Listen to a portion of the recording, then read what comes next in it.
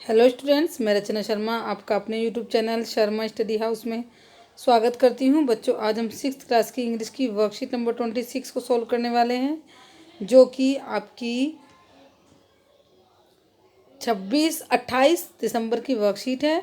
आज हम आपका चैप्टर फेयर प्ले उसको कंटिन्यू करेंगे। पहले देखिए, जो येलो उसमें लिख रहा है, येलो बॉक्स में, इसको पढ़ लेते हैं। Has your best friend ever done something you thought was wrong? क्या कभी आपके बेस्ट फ्रेंड ने ऐसा कुछ किया है जो कुछ आपको गलत लगे? तो किया होगा ऐसा। Yes. Did your friend try to correct himself? क्या क्या योर फ्रेंड ने खुद करेक्ट किया उसको? हर साल आफ्टर योर सजेशन, या फिर आपके सजेशन के बाद? हाँ, किया करते हैं। अगर हम बोलते हैं कि भाई तूने ये गलत काम किया, तो दोस्त हमारे उसे मानते हैं ना उस बात को। What change after suggestion to your friend? तो आप लिख सकते हो यहाँ पर नथिंग। कोई चेंज आया जैसे, तो अगर तुम्हारा दोस्त तुमसे रूठ गया हो या कुछ गया हो तो कुछ नहीं हुआ, तो नथिंग लिख दिया आपने। Let us read what happened next the story. अब हम पढ़ेंगे स्टोरी में आगे क्या हुआ। Panchayat was held under the old banyan tree. जो पंचायत थी बनियान ट्री के बरगद के पेड़ के नीचे लगी। Alagu stood up and said, Alagu खड़ा हुआ और कहा, the voice of panch, the voice of God. जो वॉइस, जो पंचों की वॉइस आवाज़ होती है, भगवान की आवाज़ होती है। Let's Sahu nominate the head panch. अब साहू को नॉमिनेट करना था, हेड पंच कौन बनेगा। I will abide by his decision. मैं उसके मतलब डिसीजन से मैं उसका डिसीजन मानूंगा, फॉलो करूंगा उसको।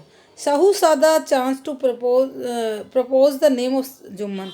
साहू को चांस मिला, उसने जुम्मन का नाम सजेस्ट कर दिया, क्योंकि उसे पता था कि जुम्मन और अलगू की लड़ाई हो रखी है, झगड़ा हो रखा है पिछली पंचायत से। Algu heart sank and the turn pale. Algu का जो दिल था वो सिकुड़ गया, मतलब कि वो डर गया वो, और वो पीला पड़ गया। But was could he do? अब वो, लेकिन वो क्या कर सकता था। The moment Jumman become head panch, अब ऐसा मोमेंट आया कि जुम्मन हेड पंच बन गया। ही रियलाइज हिज रेस्पॉन्सिबिलिटी, उसने अपनी जिम्मेदारी समझी। एंड जज and his dignity of his office, और उसने डिग्निटी, जो सच था, वो जो सत्य था, उसी का साथ दिया। Could he seated in in that high place have his revenge now? क्या उसे इस जो सबसे बड़ी कुर्सी थी पंच की, क्या उसे बैठकर, क्या उसे अपना पर्सनल रिवेंज, जो पर्सनल रिवेंज बोलते हैं, कि बदला लेना था? उसे जो खुद का बदला था वो लेना चाहिए था, उसे सही डिसीजन करना चाहिए था? वो यही सोच रहा था। ही थॉट एंड थॉट, उसने सोचा और सोचा। No, he must not allow his personal feeling to come in the way of the speaking the truth and doing justice. उसने सोचा, बहुत सोचा, तो कहा नहीं, मैं अपनी पर्सनल फीलिंग को ये परमिशन नहीं दूंगा, उन्हें अलाउ नहीं करूंगा कि वो मेरे सच बोलने के रास्ते में आए। और उसने जस्टिस किया, न्याय किया।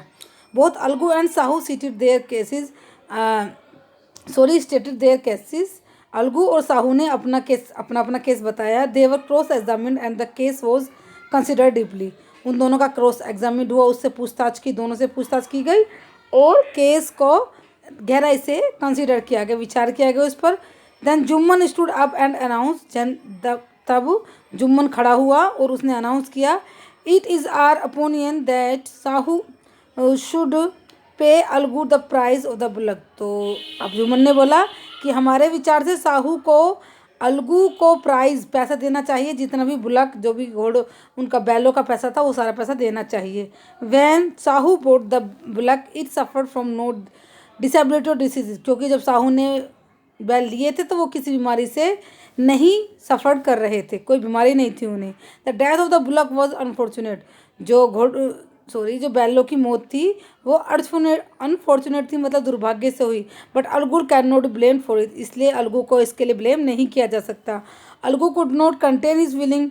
अलगू अपना जो फीलिंग्स थी, भावनाएं थी, उन्हें बता नहीं सकता था। वो बहुत खुश था। He stood up and said loudly over the again victory of the panchayat. वो खड़ा हुआ और उसने बस एक ही बात कही, ये पंचायत की जीत है। दिस इज जस्टिस, ये न्याय है। God lives in the voice in the panch, जो भगवान पंचों की आवाज़ में रहते हैं।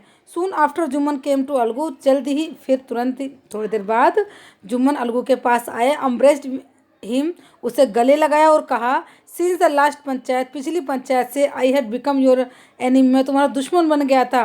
टुडे आई रियलाइज, मुझे आज अनुभव हुआ है, what it mean to be a panch, कि एक पंच बनने का मतलब क्या होता है। A panch has no friend nor enemy, panch का को ना तो कोई दुश्मन होता है ना ही कोई मित्र होता है। ही नोज ओनली जस्टिस, वो सिर्फ जस्टिस करना जानते हैं।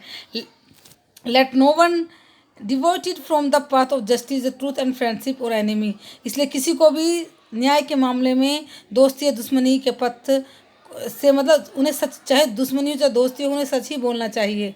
Algu embraced A friend and wept, Algu ने भी अपने दोस्त को गले लगा लिया और रोने लगा।